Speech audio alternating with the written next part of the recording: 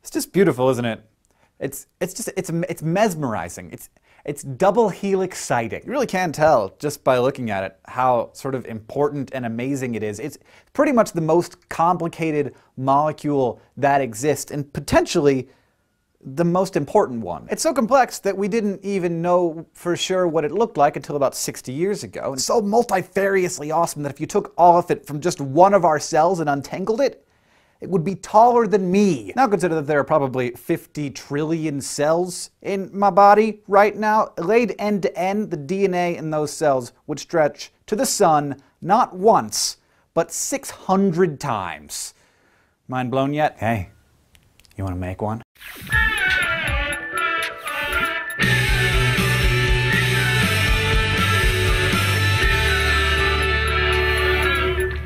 Of course, you know, I'm talking about deoxyribonucleic acid, known to its friends as DNA. DNA is what stores our genetic instructions, the information that programs all of our cells' activities. It's a 6 billion letter code that provides the assembly instructions for everything that you are. And it does the same thing for pretty much every other living thing. I'm gonna go out on a limb here and assume that you are a human, in which case every body cell that you have, or somatic cell, in you has 46 chromosomes, each containing one big DNA molecule. These chromosomes are packed together tightly with proteins in the nucleus of the cell. DNA is nucleic acid, and so is its cousin, which we'll also be talking about, ribonucleic acid, or RNA. Now, if you can make your mind do this, remember all the way back to episode 3, where we talked about all of the important biological molecules, carbohydrates, lipids, and proteins.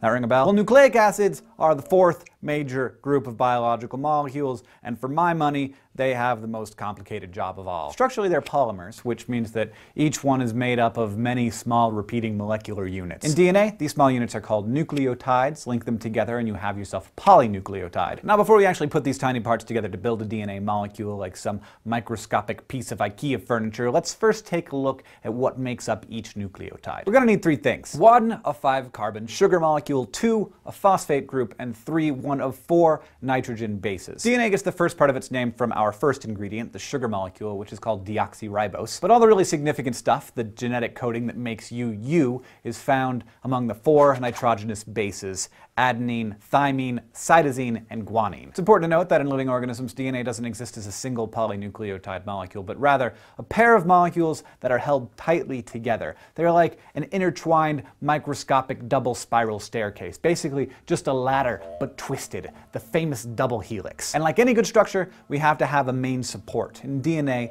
the sugars and phosphates bond together to form twin backbones. These sugar-phosphate bonds run down each side of the helix, but chemically in opposite directions. In other words, if you look at each of the sugar-phosphate backbones, you'll see that one appears to be upside down in relation to the other. One strand begins at the top of the first phosphate, connected to the sugar molecule's 5th carbon, and then ending where the next phosphate would go, with a free end at the sugar's 3rd carbon. This creates a pattern called 5' and 3'. I've always thought that the deoxyribose with an arrow, with the oxygen as a point, it always points from 3' to 5'. Now on the other strand, it's exactly the opposite. It begins up top with a free end at the sugar's 3rd carbon, and then the phosphates connect to the sugar's 5th carbons all the way down. And it ends at the bottom with the phosphate, and you've probably figured this out already, but this is called the 3' to 5' direction. Now it is time to make ourselves one of these famous double helices. These 2 long chains are linked together by the nitrogenous bases via relatively weak hydrogen bonds. But they can't be just any pair of nitrogenous bases. Thankfully, when it comes to figuring out what part goes where, all you have to do is remember that if one nucleotide has an adenine base, only thymine can be its counterpart. Likewise, guanine can only bond with cytosine. These bonded nitrogenous bases are called base pairs. The GC pairing has 3 hydrogen bonds, making it slightly stronger than the AT base pair, which only has 2. It's the order of these 4 nucleobases, or the base sequence, that allows your DNA to create you. So AGGTCCATG means something completely different as a base sequence than, say, TTCAGTCG. Human chromosome 1, the largest of all of our chromosomes, contains a single molecule of DNA with 247 million base pairs. If you printed all of the letters of chromosome 1 into a book, it would be about 200,000 pages long. And each of your somatic cells has 46 DNA molecules tightly packed into its nucleus. That's 1 for each of your chromosomes. Put all 46 molecules together and we're talking about roughly 6 billion base pairs in every cell. This is the longest book that I've ever read. It's about 1,000 pages long. If we were to fill it with our DNA sequence, we'd need about 10,000 of them to fit our entire genome. Pop quiz! Let's test your skills using a very short strand of DNA. I'll give you one base sequence, you give me the base sequence that appears on the other strand. Okay, here goes. So we got a 5'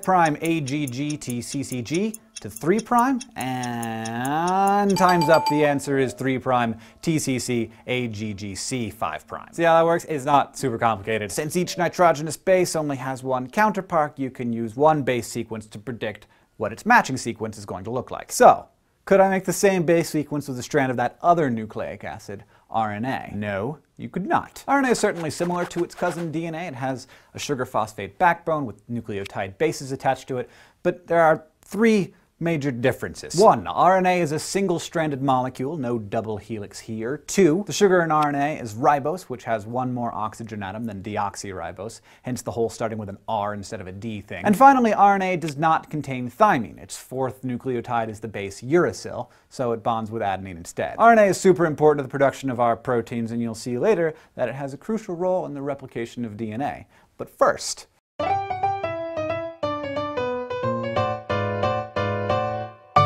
biographies! Yes, plural this week, because when you start talking about something as multitudinously awesome and elegant as DNA, you have to wonder just who figured all this stuff out and how big was their brain? Well, unsurprisingly, it actually took a lot of different brains in a lot of different countries and nearly 100 years of thinking to do it. The names you usually hear when someone asks who discovered DNA are James Watson and Francis Crick, but that's bunk. They did not discover DNA, nor did they discover that DNA contained genetic information. DNA itself was discovered in 1869 by a Swiss biologist named Friedrich Miescher. His deal was studying white blood cells, and he got those white blood cells in the most horrible way you could possibly imagine, from collecting used bandages from a nearby hospital. God. For science, he did it! He bathed the cells in warm alcohol to remove the lipids, and then he set enzymes loose on them to digest the proteins. And what was left after all of that was this snotty gray stuff that he knew must be some new kind of biological substance. He called it nuclein, what was later to become known as nucleic acid. So Miescher didn't know what its role was or what it looked like. One of the scientists who helped figure that out was Rosalind Franklin, a young biophysicist in London nearly 100 years later. Using a technique called X-ray diffraction, Franklin may have been the first to confirm the helical structure of DNA. She also figured out that the sugar phosphate backbone existed on the outside of the structure. So why is Rosalind Franklin not exactly a household name? Well, 2 reasons. 1, unlike Watson and Crick, Franklin was happy to share data with her rivals. It was Franklin who informed Watson and Crick that an earlier theory of a triple helix structure was not possible. And in doing so, she indicated that DNA may indeed be a double helix. Later, her images confirming the helical structure of DNA were shown to Watson without her knowledge. Her work was eventually published in Nature, but not until after 2 papers by Watson and Crick had already appeared,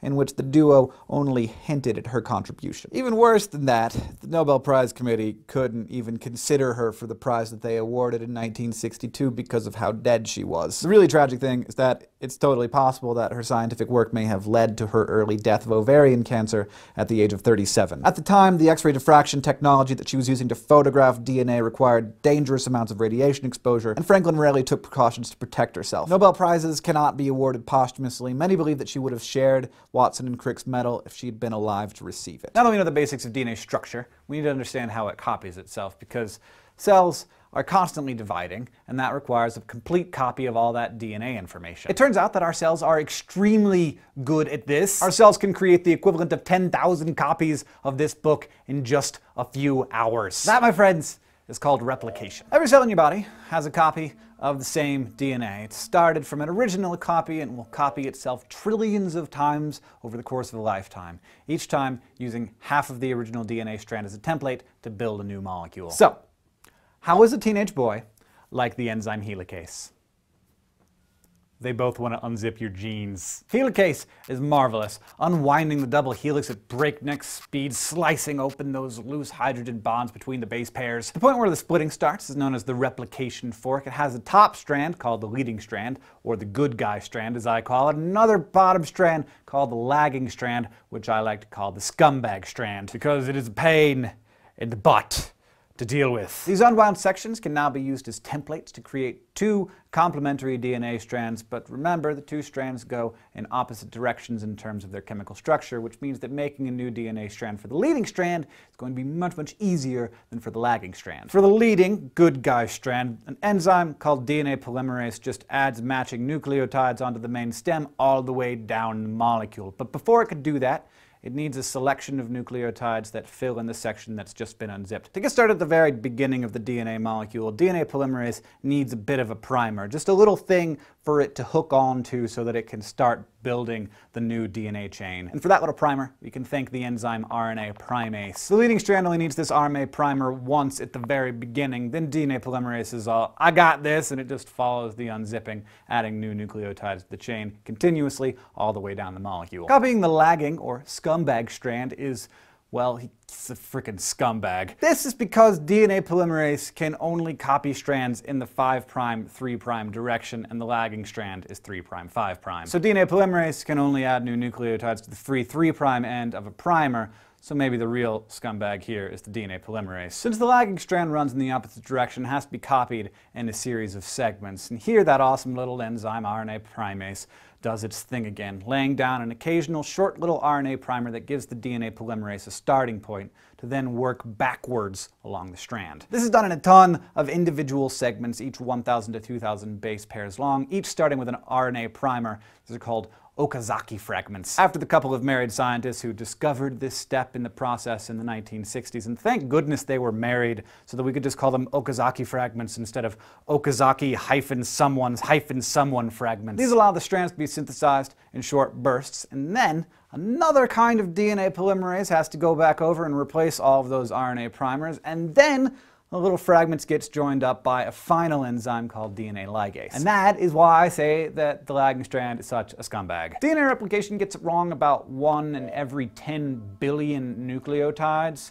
But don't think your body doesn't have an app for that. It turns out that DNA polymerases can also proofread, in a sense removing nucleotides from the end of a strand whenever they discover a mismatched base. Because the last thing we want is an A when it would have been a G. Considering how tightly packed DNA is into each one of our cells, it's honestly amazing that more mistakes don't happen.